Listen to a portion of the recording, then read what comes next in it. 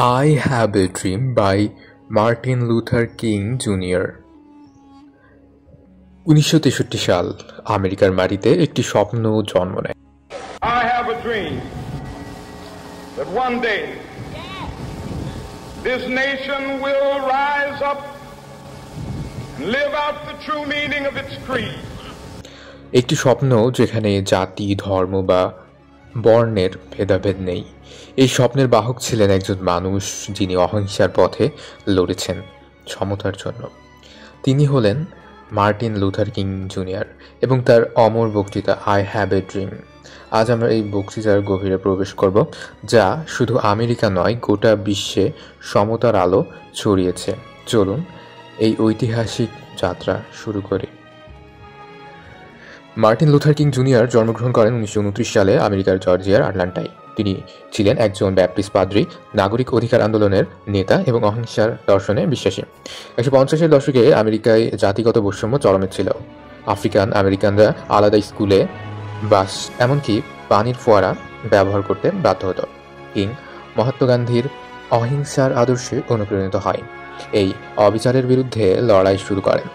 তার I have a dream বক্তৃতা দেওয়া 1963 সালের 28 আগস্ট ওয়াশিংটনে নাগরিক অধিকার আন্দোলনের একটি মাইলফলক।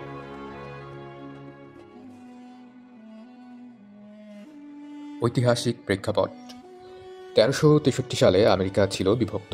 দক্ষিণের রাজ্যগুলোতে জিম ক্রো আইন আফ্রিকান আমেরিকানদের উপর জাতিগত বিভেদ চাপিয়েছিল। এই সময়ে নাগরিক অধিকার আন্দোলন গতি পায়। 1955 সালে মন্টগোমারি বাস বয়কট থেকে শুরু করে কিং এবং তার সঙ্গীরা অহিংস প্রতিবাদের মাধ্যমে পরিবর্তনের দাবি জানান। 1963 সালে March on Washington for jobs and freedom এ প্রায় 2,50,000 মানুষ জড়ো হন লিঙ্কন মেমোরিয়ালের সামনে।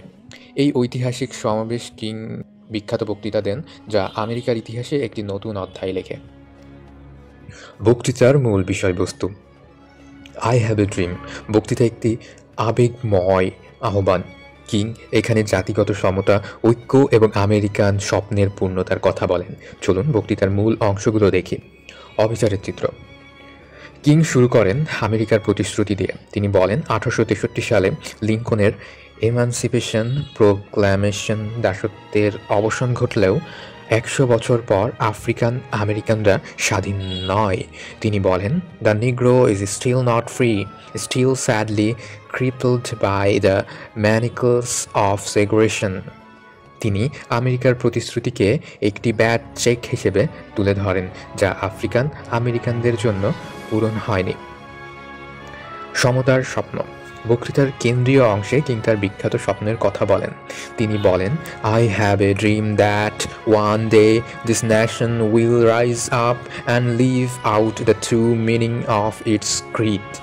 We hold this truths to be self evident that all men are created equal. তিনি কল্পনা করেন একটি আমেরিকা যেখানে তার 4 সন্তানকে ত্বকের রং নয়, চরিত্র দিয়ে বিচার করা হবে। ঐক্যের আহ্বান: কিং সব জাতি ও ধর্মের মানুষকে একত্রিত হতে বলেন। তিনি বলেন, I have a dream that one day the sons of former slaves and the sons of former slaves owner will be able to sit down together at the table of brotherhood. এই ঐক্যই আমেরিকার শক্তি। আশার বার্তা: বক্তৃতার শেষে king আশার বার্তা গান। তিনি বলেন, let freedom ring from every hill and molehill of Mississippi, from every mountain side. তিনি স্বপ্ন দেখেন একদিন সবাই মিলে গাইবে, free at last, free at last, thank God almighty, we all are free at last. বক্তৃতার থিম: আই হ্যাভ এ ড্রিম এর মূল থিমগুলো হলো জাতিগত সমতা। কিং তার সমতা ভিত্তিক সমাজের স্বপ্ন দেখেন যেখানে বর্ণের ভেদাভেদ নেই, ঐক্য। তিনি সব জাতির মানুষকে একত্রিত হতে বলেন। অহিংসা: কিং বলেন, we must not allow our creative protest to degenerate into physical violence.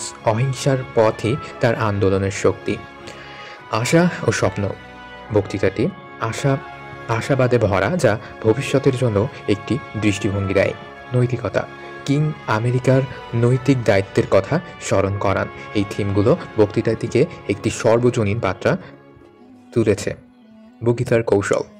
কিংয়ের বক্তৃতা কেন এত প্রভাবশালী? এর পেছনে রয়েছে তার অসাধারণ বাগ্মিতা। পুনরাবৃত্তি। আই হ্যাভ এ ড্রিম বাক্যটির পুনরাবৃত্তি শ্রোতাদের মনে গেঁথে যায়। রূপক। ব্যাড চেক এবং ম্যানাকলস অফ সেগ্রেশন আমেরিকার অবিচারকে প্রতীকীভাবে তুলে ধরে। বাইবেলের উল্লেখ। কিং বাইবেলের ভাষা ব্যবহার করেন, যেমন let justice roll down like waters, যা শ্রোতাদের আবেগ জাগায়। ইথোস। কিং নৈতিক কর্তৃত্ব অহিংসার প্রতি অঙ্গীকার তার বক্তৃতাকে বিশ্বাসযোগ্য করে। প্যাথোস। তার সন্তানদের ভবিষ্যতের কথা বলে তিনি শ্রোতাদের হৃদয় ছুঁয়ে যান। লোগোস। তিনি যুক্তি দিয়ে বলেন, আমেরিকার সংবিধান ও স্বাধীনতার ঘোষণা সকলের জন্য সমতা প্রতিশ্রুতি দেয়। বক্তৃতার গুরুত্ব ও প্রভাব। আই হ্যাভ এ ড্রিম বক্তৃতার আমেরিকার নাগরিক অধিকার আন্দোলনের একটি টার্নিং পয়েন্ট। এটি 1964 সালে সিভিল রাইটস অ্যাক্ট এবং 1965 সালে ভোটিং রাইটস অ্যাক্ট পাশের পথ প্রশস্ত করে। কিং বক্তৃতা বিশ্বব্যাপী স্বাধীনতা আন্দোলনকে প্রভাবিত করে, যেমন দক্ষিণ আফ্রিকার অ্যাপার্টাইড বিরোধী সংগ্রাম, একটি লেসন ম্যান্ডেলা থেকে শুরু করে আজকের সমতা আন্দোলন পর্যন্ত প্রেরণা দেয়। কিং 1964 সালে শান্তিতে নোবেল পুরস্কার পান এবং 1968 সালে তাকে হত্যা করা হয়। তবুও তার স্বপ্ন আজও আমাদের পথ দেখায়। পরীক্ষার জন্য গুরুত্বপূর্ণ পয়েন্ট। পরীক্ষার জন্য আই হ্যাভ এ ড্রিম পড়ার সময় কিছু গুরুত্বপূর্ণ পয়েন্ট মনে রাখবে। প্রথমত, কিংয়ের মূল স্বপ্ন জাতিগত সমতা ও ঐক্য। দ্বিতীয়ত, তার বক্তৃতা পুনরাবৃত্তি রূপক এবং বাইবেলের উল্লেখ। তৃতীয়ত, ঐতিহাসিক প্রেক্ষাপট 1963 সালে মার্চ অন ওয়াশিংটন। এবং শেষে বক্তৃতার প্রভাব নাগরিক অধিকার আইন। এই উদ্ধৃতি মুখস্থ করবে। I have a dream that my 4 little children will one day live in the nation where they will not be judged by the color of their skin but by the content of their character. এটি তোমার রচনাকে আরও শক্তিশালী করবে। সমাপ্তি। কিংয়ের উত্তরাধিকার। Martin Luther king junior I have a dream মনে করিয়ে দেয়, সমতা এবং ন্যায়ের স্বপ্ন কখনো ম্লান হয় না। কিংয়ের বাণী আমাদের প্রেরণা দেয় একটি বিশ্ব গড়তে যেখানে সবাই সমান। তাই আজই আমরা এই স্বপ্নের পথে এগিয়ে যাই। কিংয়ের আহ্বানে সাড়া দিয়ে free at last, free at last. আমাদের এই ডকুমেন্টারি যদি আপনার ভালো লাগে তবে লাইক করো, শেয়ার করো এবং আমাদের চ্যানেলটাকে সাবস্ক্রাইব করো।